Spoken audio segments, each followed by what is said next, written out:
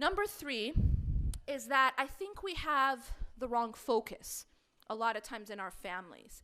So one way to look at this is that sometimes we focus a lot on image. Maybe we focus a lot on and like what people think about us, what kind of house we have, what kind of car we drive, that these things become focal points beyond what kind of character are we building in our children. And of course, there's also the idea of being very, very concerned, and this is important, but being very concerned for the dunya of our children, right? Like what school they go to, their education, you know, the grades that they get. And all of this is important, but sometimes we fixate on that and we sort of forget about their character building. We forget about the deen aspect of their Islamic identity because we're so focused on just go to med school, right? And so this is another problem where we have, you know, maybe the wrong focus. Another thing is that, you know, when you become religious and you see someone who's like, you know, they're like, mashallah, they're practicing, yeah? And sometimes what you see is that when someone becomes really practicing, they start to become more and more harsh for some reason. As if the more like strict you can be, the more religious you are, right? This idea that being religious means being strict.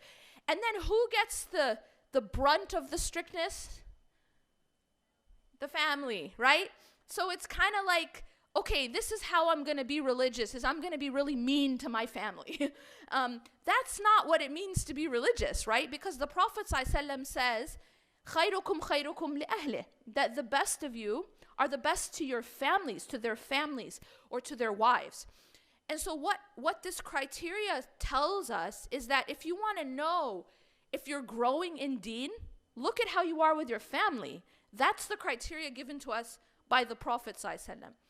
And interestingly enough, it doesn't say the best of you are the best to, you know, the people at the masjid. That's easy, right? It's easy to put on a face in public, right?